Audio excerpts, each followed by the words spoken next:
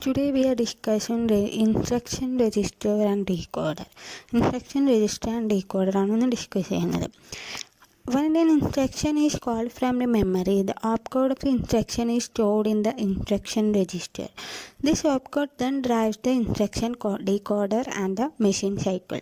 അതായത് ഒരു ഇൻസ്ട്രക്ഷൻ നമ്മൾ മെമ്മറിയിൽ നിന്ന് കോൾ ചെയ്യുന്ന സമയത്ത് ഓപ്കോഡ് ആണ് സ്റ്റോർ ചെയ്യുന്നത് ഇൻസ്ട്രക്ഷൻ രജിസ്റ്ററിൽ.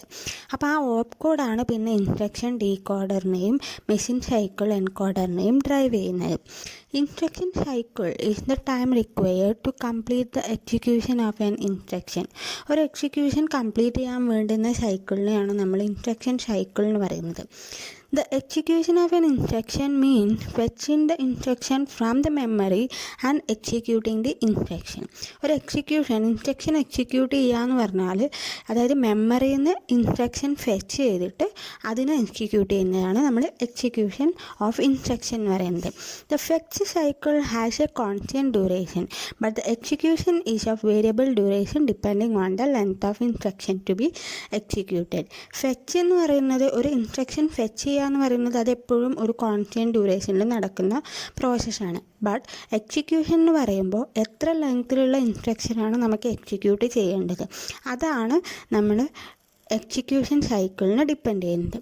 Therefore the total time of instruction cycle is variable. അതുകൊണ്ട് ഇൻസ്ട്രക്ഷൻ സൈക്കിളിൻ്റെ ടൈം എന്ന് പറയുന്നത് വേരിയബിൾ ആയിരിക്കും. In MPU different instruction cycles with alternate fetch and execute cycles occur in continuation till the complete program is executed. ഇത് ഒരു micro പ്രോസസ്സറിൽ ഒരു programme complete ആയിട്ട് എക്സിക്യൂട്ട് ചെയ്യുന്നത് വരെ അതിൽ എന്ത് പ്രോസസ്സ് നടന്നുകൊണ്ടിരിക്കും, fetching and execution process continue ചെയ്തുകൊണ്ടിരിക്കും. The time required to accomplish a specific task is known as machine cycle. ഒരു സ്പെസിഫിക് ടാസ്ക് നമുക്ക് കംപ്ലീറ്റ് ആയിട്ട് ചെയ്ത് തീർക്കാൻ വേണ്ടുന്ന ടൈമിനെയാണ് നമ്മൾ മെഷീൻ സൈക്കിൾ എന്ന് പറയുന്നത്. ഒരു fetch cycle has 1 machine cycle. ഒരു ഫെച്ച് സൈക്കിളിന് ഒരു മെഷീൻ സൈക്കിളിൻ്റെ ആവശ്യം മാത്രമേ ഉള്ളൂ. But the execute cycle may have 1 or more machine cycles depending on the length of instruction. ഇൻസ്ട്രക്ഷൻ്റെ ലെങ്ത് അനുസരിച്ചിട്ട് എക്സിക്യൂഷൻ സൈക്കിളിൻ്റെ മെഷീൻ സൈക്കിൾ എന്ന് പറയുന്നത് കൂടാം. 1 ആകാം, അതിൽ കൂടുതലും ആവാം. ഇനി ഒരു എക്സാമ്പിൾ കൺസിഡർ ചെയ്യുകയാണെങ്കിൽ each machine cycle consist of several clock cycle T1, T2, T3 etc. These clock cycles are square wave pulse. The fetch cycle has 3 clock cycles T1, T2, T3 and the execute cycle has another 3 clock cycles T4, T5, T6. ഇനി നമ്മളിപ്പോൾ consider ചെയ്യുന്നത് ഒരു clock cycle നമ്മൾ machine cycle നമ്മൾ consider ചെയ്യുകയാണെങ്കിൽ അതിൽ കുറേ clock cycles ഉണ്ടാവാം. അതായത് T1, T2, T3 എന്ന് പറയുന്ന അതിൽ കൂടുതലോ ക്ലോക്ക് സൈക്കിൾസ് ഉണ്ടാവാം. അതിലിപ്പോൾ നമ്മൾ കൺസിഡർ ചെയ്യുമ്പോൾ ഫെച്ച് സൈക്കിളിൽ 3 ക്ലോക്ക് സൈക്കിളും അതായത് T1, T2, T3നും എക്സിക്യൂട്ട് സൈക്കിളിനും വേറെ 3 ക്ലോക്ക് സൈക്കിൾ T4, T5, T6നും നമുക്ക് കൺസിഡർ ചെയ്യാം. ഈ ക്ലോക്ക് സൈക്കിൾസ് എല്ലാം എന്ത് പൾസസാണ്? സ്ക്വയർ വേവ് പൾസസാണ്. 1 T state is precisely equal to 1 clock period. If the frequency of clock is 3 MHz, the duration of 1 T state equals 1/3 into 10 raised to 6 seconds or 0.333 microseconds. ഒരു T സൈക്കിളിൽ ഒരു T state എന്ന് പറയുന്നത് ഒരു clock പീരീഡിന് ഈക്വലാണ്. ഇപ്പോൾ നമ്മളൊരു example consider ചെയ്യുകയാണെങ്കിൽ ഇപ്പോൾ ഫ്രീക്വൻസി നമുക്ക് തന്നിട്ടുള്ള മെഷീൻ്റെ അല്ലെങ്കിൽ MPUവിൻ്റെ ക്ലോക്ക് ഫ്രീക്വൻസി എന്ന് പറയുന്നത് 3 MHz ആണെങ്കിൽ അതിൻ്റെ ഡ്യൂറേഷൻ ഓഫ് 1 ടി സ്റ്റേറ്റ് എന്ന് പറയുന്നത് 1/3 into 10 raised to 6. കാരണം ക്ലോക്ക് പീരീഡ് എന്നാണ് പറഞ്ഞത്. അപ്പം ഫ്രീക്വൻസി ആണെങ്കിൽ അതിൻ്റെ റെസിപ്രോക്കൽ എടുക്കണം. അപ്പോൾ 1/3 into 10 raised to 6 seconds അത് equal to 0.333 microseconds. Next discuss ചെയ്യുന്നത് register array. Microprocessor 8085 has 6 registers B, C, D, E, H, L and 2 additional temporary registers W and Z. All these are 8-bit registers. In addition, it has stack pointer, program counter, incrementer, decrementer, address latch, 16-bit capacity each. Each of registers B, C, D, E, H, L can hold 8-bit data. However, B, C, D, E, H, L may be combined to form a register pairs to 16-bit data. അപ്പോൾ നമ്മളിപ്പോൾ discuss ചെയ്യുന്നത് register array ആണ്. Register array എന്ന് പറയുമ്പോൾ ഒരു micro processor 8085-ന് 6 രജിസ്റ്റേഴ്സും 2 temporary രജിസ്റ്റേഴ്സുമാണ് ഉള്ളത്. 6 registers എന്ന് പറയുന്നത് B C D E H എല്ലും ടെമ്പററി രജിസ്റ്റേഴ്സ് എന്ന് പറയുന്നത് ഡബ്ല്യുവും സെഡും ആണ്. ഇപ്പം ഈ പറഞ്ഞിരിക്കുന്ന ടെമ്പററി രജിസ്റ്റേഴ്സും എന്ന് പറയുന്നത് 8-bit രജിസ്റ്റേഴ്സാണ്. അതുകൂടാതെ stack pointer, program counter, incrementer, decrementer, address latch എന്ന് പറഞ്ഞിട്ടുള്ള 16-bit കപ്പാസിറ്റി ഉള്ള രജിസ്റ്റേഴ്സും കൂടെ അല്ലെങ്കിൽ കാണാൻ വേണ്ടി പറ്റും. Each registers B C D E H L can hold 8-bit data എന്ന് നമ്മളിപ്പോൾ പഠിച്ചു. അപ്പോൾ ഈ 6 രജിസ്റ്റർ നമുക്ക് കമ്പൈനായിട്ട് യൂസ് ചെയ്യാൻ പറ്റും. B C D E H L ആ സമയത്ത് അത് 16-bit ഡാറ്റ ഹോൾഡ് ചെയ്യാൻ വേണ്ടിയിട്ട് ക്യാപ്പബിളാണ്. When so combined, they are known as extended registers. To load the register pair, letter X is added on the instruction LXI B, 90FFH. Means that register B and C are loaded with the upper and lower byte to get B is equal to 90 and C is equal to FF. Thus we can write BC is equal to 90FF. The pair is always BC DE HL.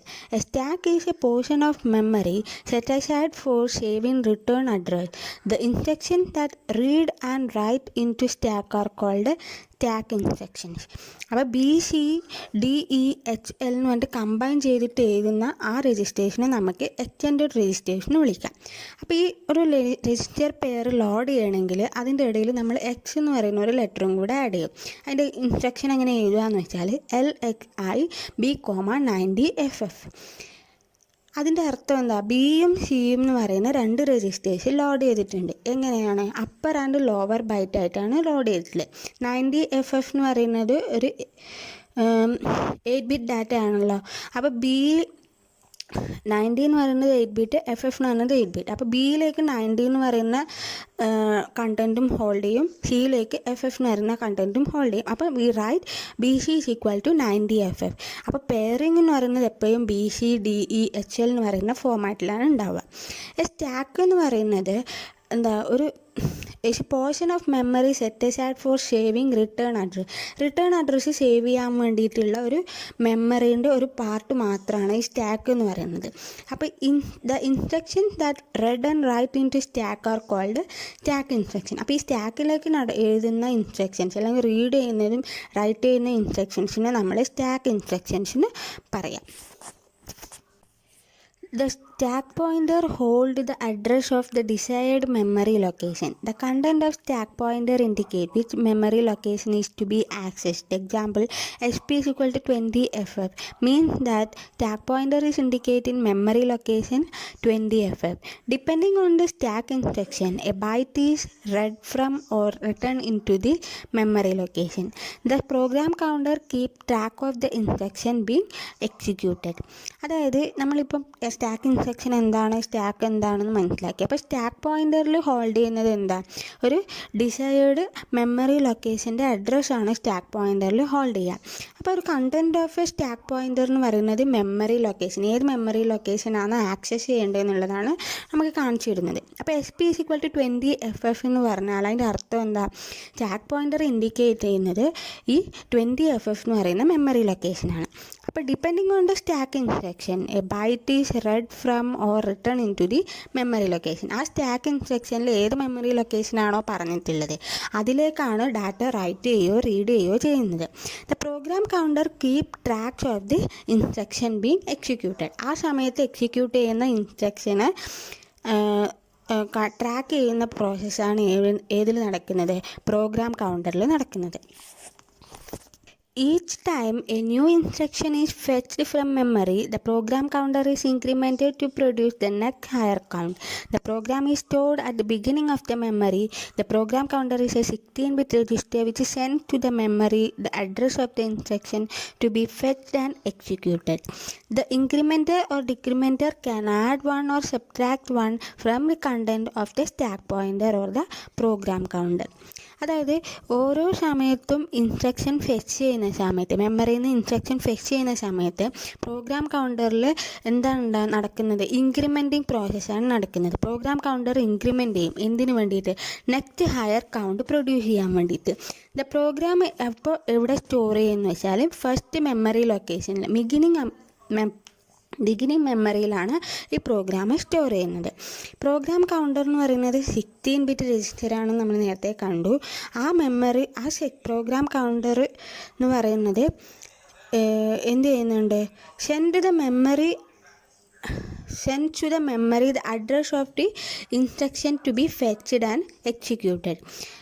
ഏത് ഇൻസ്ട്രക്ഷനാണ് fetch ചെയ്യേണ്ടത്, ഏത് ഇൻസ്ട്രക്ഷനാണ് execute ചെയ്യേണ്ടത് എന്നുള്ളത് send ചെയ്യുക, track ചെയ്യുന്ന പ്രോസസ്സാണ് ആര് നടത്തുന്നത്? പ്രോഗ്രാം കൗണ്ടർ നടക്കുന്നത്.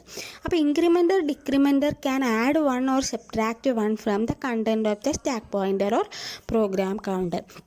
അപ്പോൾ ഇൻക്രിമെൻറ്റർ ഡിക്രിമെൻറ്റർ അഡ്രസ് സ്ലാഷ് ഉണ്ടെന്ന് പറഞ്ഞു. അവിടെ എന്താ നടക്കുന്നത് വെച്ചാൽ പ്രോഗ്രാം കൗണ്ടറിൻ്റെ അകത്ത് ഇൻക്രിമെൻറ്റ് ഒരു നമ്പർ ആഡ് ചെയ്യാനോ 1 ആഡ് ചെയ്യാനോ ഡിക്രിമെൻ്റ് ചെയ്യുമ്പോൾ 1 സബ്ട്രാക്ട് ചെയ്യാനോ എന്നുള്ള പ്രോസസ്സാണ്. കണ്ടൻറ്റിൽ 1 ആഡ് ചെയ്യാനോ ഡിക്രിമെൻ്റ് ചെയ്യാനോ വേണ്ടിയിട്ടാണ് ഇൻക്രിമെൻറ്റർ ഡിക്രിമെൻറ്റർ എന്ന് പറയുന്ന ആ രജിസ്റ്റർ യൂസ് ചെയ്യുന്നത്.